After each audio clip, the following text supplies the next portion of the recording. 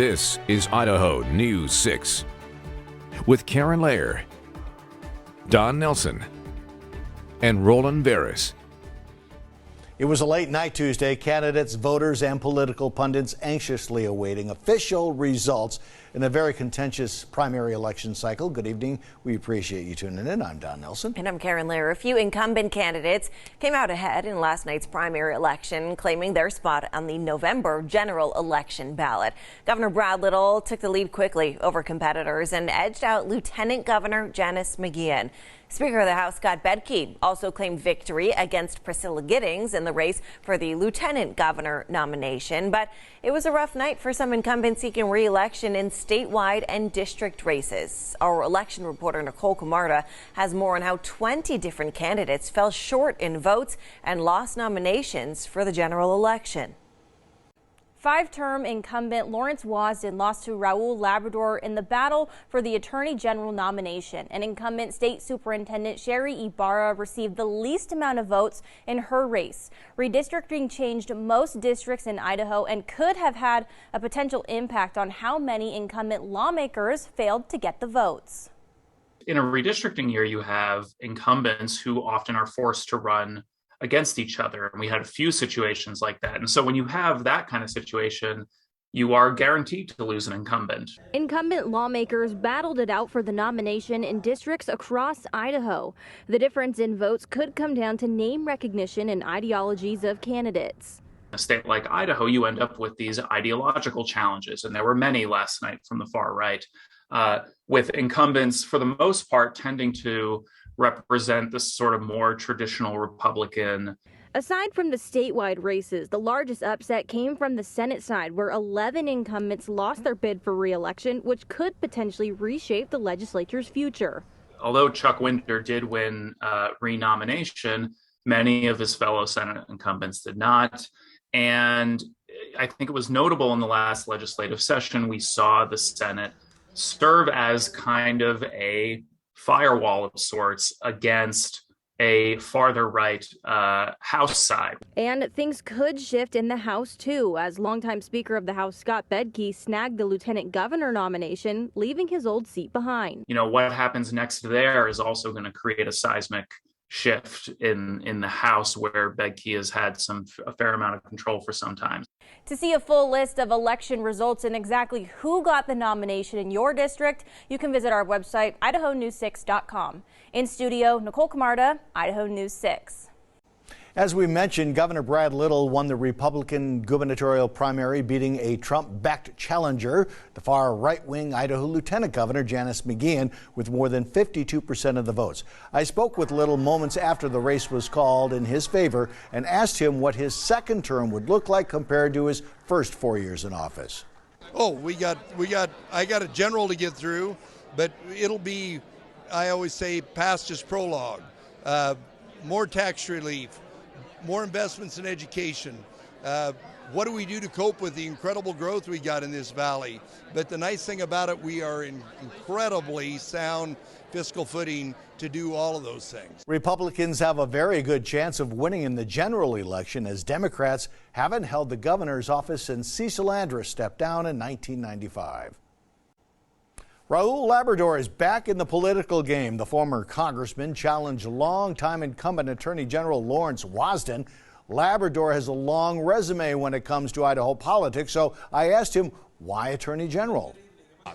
You know, I started watching about 2 years ago when we were shutting down businesses, churches, we were shutting down schools, we were mandating masks on our kids, and I thought that's not the Idaho that I love and the Idaho that I've represented for so long. And I just thought it was time to have a person in the Attorney General's office who stood up for the people of Idaho, not for the bureaucracy. Labrador lost to Governor Little in the 2018 Republican primary for governor. The Attorney General post could be a stepping stone for another gubernatorial run for Labrador in 2026.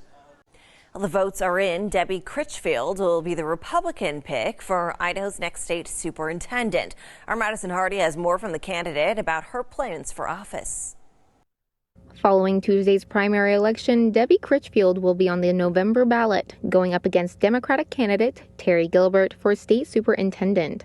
Critchfield has spent 20 years working in education, including serving nearly a decade on the Cassia County School Board. She was later elected to the State Board of Education for 7 years and appointed president for 2. Critchfield says she wants to give Idaho students the skills they need for the future. And we do that by supporting teachers. We do that by making sure parents feel that they're a part of it. We do it by supporting local leaders. It's a we thing. And I want to be at the front of that. I want to be a partner to it. Tackling growth is another priority for Critchfield. We've got an aging facility problem. We've got deferred maintenance all across the state. And our rural schools are experiencing the same type of pressures on local communities with the local tax, but in different ways. And we're going to have leadership and strong solutions as we move forward. Unofficial election results show Critchfield with nearly 40% of the primary votes. Fellow challenger Brandon Durst with almost 34%, which leaves incumbent Sherry Ibarra in third place with less than 27% of the votes. After an election, American tradition holds that opposing groups come together to support the newly elected leaders, and that's what Idaho Republicans did today on the State House steps. It's the Unity Rally, and it brings together groups within the GOP that have never been more divided. I do think there's a lot we can do for our state. I think the leaders you see up here are ready and willing to work together, and I think that's what's important to continue the success we've had in Idaho. There's a reason so many people are moving here. Of course, the general election is still ahead for all Republican candidates. So far, the only request for a recount is in District 9, House Seat B, where the difference is just 6 votes between Scott Syme and Judy Boyle. Idaho and 4 other states held primary elections yesterday. Several races tested former President Trump's continued influence on the Republican Party.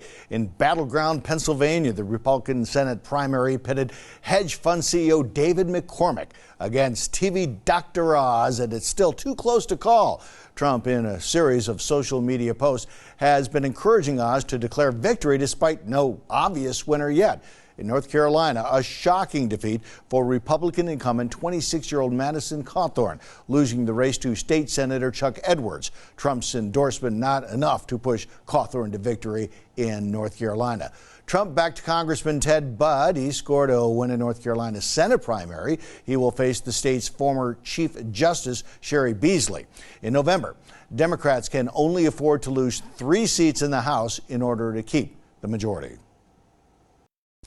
Still ahead on Idaho News 6, how many times have you driven by a bus stop and not given it a second thought? What if stops were turned into works of art? The reasoning is so much more than something to look at. We'll explain next. I'm Chief Meteorologist Scott Rovell. We've had warm weather the last couple of days, but get ready. Cooler and windy conditions blasting into the northwest. I'll have my complete extended forecast coming up. This is Idaho News 6.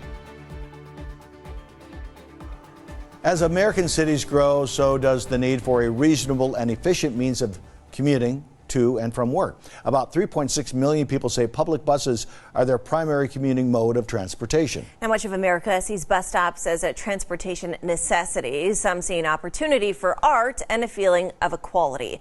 Matt Pearl explains in tonight's To America's report.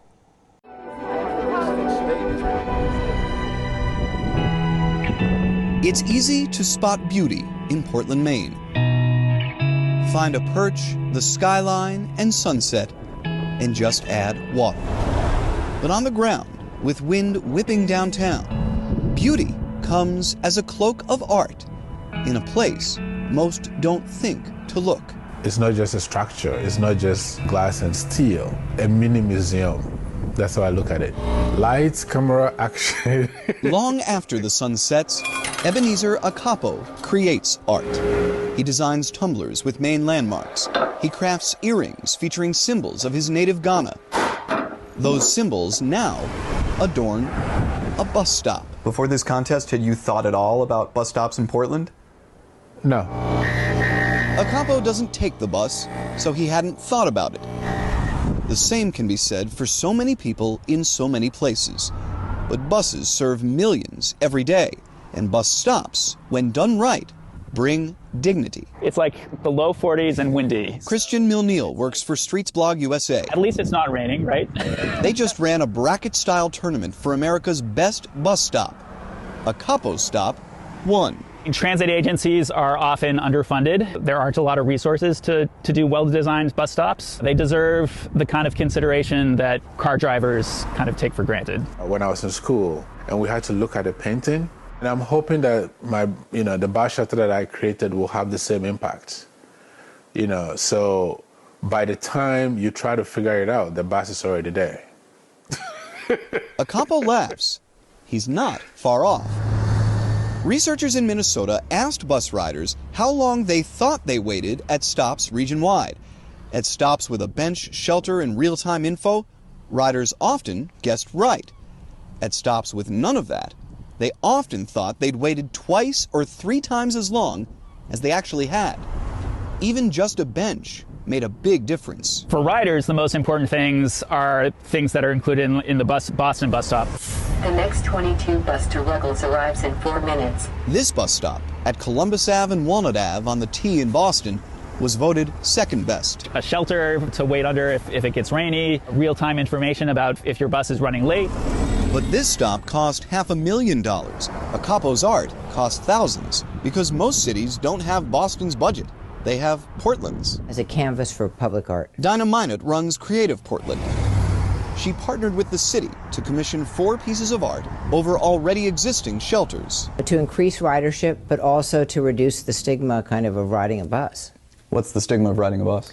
That you don't have a car, so you have no other way to get around. Around Portland today, some stops consist of a single signpost.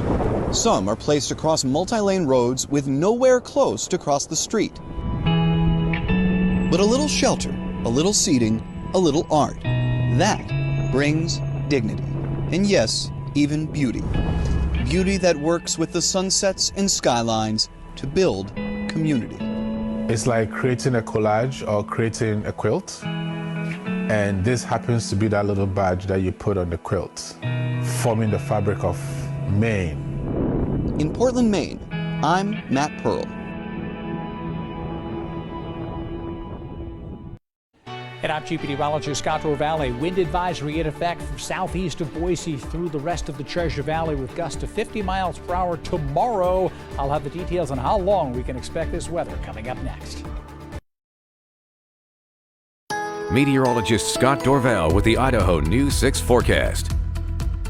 Well, it was a comfortable day in the Central Mountains today to start out. Nice flat Compan Lake, 38 degrees in the morning, but time-lapse shows the cloud cover thickening, and we had a little rain come in during the afternoon as well, and more off and on showers throughout the evening. 50 today, only 42 tomorrow. A couple of snowflakes, some snow showers could be blowing through the air during the afternoon. Then we're up to 54 on Friday. A slight chance of some thunderstorms popping up during the day Saturday, and I think even in the afternoon on Friday we have a chance for a shower. So it's going to be cooler and unsettled in the Central Mountains, especially right in this region here as we go through the next few days. It's been warm to the south. Rain showers again are staying up to the north, but when you look offshore here, this jet stream is really rocketing in, and that's going to, some of that wind from the upper levels is going to be transported down to the surface, and so we'll get that strong westerly flow, northwesterly flow right through the Treasure Valley. Much cooler weather coming in. When you have a big temperature change, 20 degrees this time of year, you get the wind. I know a lot of folks have been complaining about the wind this spring. I know what you're talking about. Hang in there. We've got another windy day coming up for tomorrow, but there's certainly warmer weather behind this cool weather that's pushing on in. Let's take a look at the wind advisory. Now, if you're like me, if you've got a phone, it's probably beeped this afternoon saying you got a wind advisory if you live in Boise or Meridian. Not the case. It's east of this line pretty much, so southeast of Boise. The Weather Service still can't really divide this and get it set into the phones properly, and so everybody in this region here in Ada County, Boise, Meridian, you're not under a wind advisory tomorrow, but it's still going to be windy. The actual wind advisory to the southeast, 30 to 40 mile an hour winds, gusts to 50. I expect gusts 35 to maybe 40 in Boise, probably 35, and not as windy at all in the Western Valley. Could be pretty decent. But when you look at this chart here, midnight tonight, a cold front comes through, and then the wind really cranks during the day tomorrow. Highest gusts again, maybe 25 in Ontario, gusts 35, Boise, southeast of Boise. Now we're gusting 40 and could gust to 50. 50 towards Mountain Home, 45 to 50 potentially during the day tomorrow. So it's going to be a windy and a much cooler day as temperatures drop that 20 degrees. Now, the futurecast doesn't show much rain. A couple sprinkles this evening. That's about it. Tomorrow during the day, again, a dramatic looking sky, and there'll be isolated rain and snow showers in the central mountains, partly cloudy in the valley, but windy and cooler in the 50s. Then on Friday, look at this moisture come in from northeast to southwest. The couple of sprinkles could push in right off the foothills into Boise. Nothing major. It's more of a sprinkle than anything, but again, it's the possibility coming in from the northeast during the day on Friday. Treasure Valley for tomorrow, whipping wind out of the northwest, much cooler. Instead of 77, will be 56 tomorrow with that strong wind, 25 to 35 in most locations. In the mountains, we're going to have gusty breezes as well. You're not going to escape this. Rain and snow showers up at 5,000 feet. You'll have snow showers below 4,000 feet. A mixed rain and snow showers possible during the day. Windy and colder as well for the Stanley Sun Valley area, with snow flurries likely during the day. And my extended forecast for the Treasure Valley, the windy, cooler day tomorrow, and then the wind settles down. I don't think we're going to get frost on Friday. It's borderline, but I don't think it's going to happen. A nice afternoon at 66, although there'll be a little bit of a breeze. I shouldn't say it's going to be that great. Gets a lot nicer over the weekend. 70 degrees, a lot of sunshine, and then the temperatures keep climbing. Mid-70s Monday and Tuesday. As seasonable, we'll call it on Tuesday, because it was supposed to be around 74, 75 or so. And then Wednesday, 81 degrees, and going up from that point into the 80s next week. So it's going to be very chilly tomorrow, but that would be the coolest, windiest day. It gets better from that point.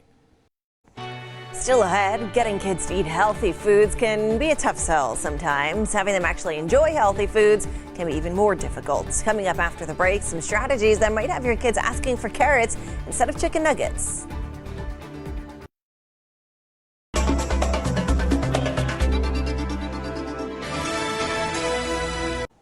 Healthy eating habits start in childhood, but getting your kids to eat well-balanced meals is not always easy.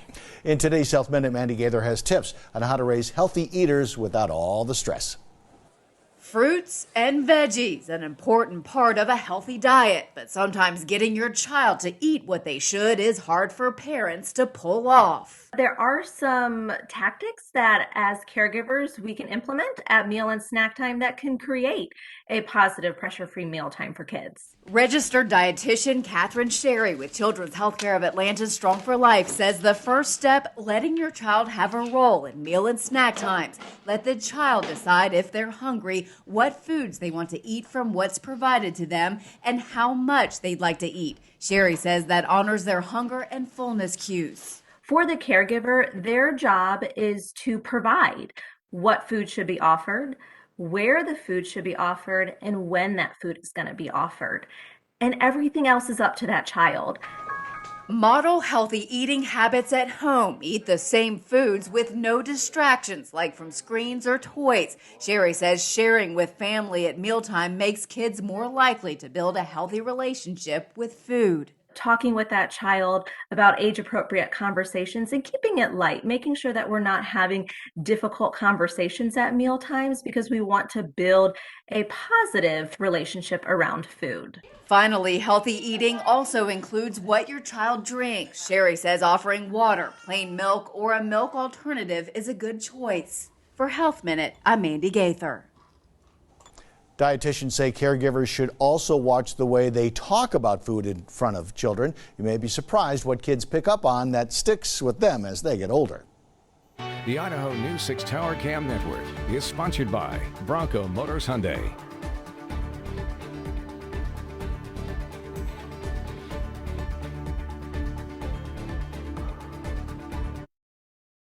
Let's check out that forecast. We look at the 10-day planner, and hey, we see the weather stair-stepping upwards. So the chilliest day tomorrow, so a little shock to the system, but then we're getting close to average here, about 70 over the weekend, and we start to rise into the 80s through the middle part of next week. A very warm week coming up, and then temperatures might start to slip down and could slip down a little bit more next Sunday as well. We'll revisit that later. In the meantime, have a great night, everybody. We look forward to seeing you right back here on Idaho News 6 tomorrow.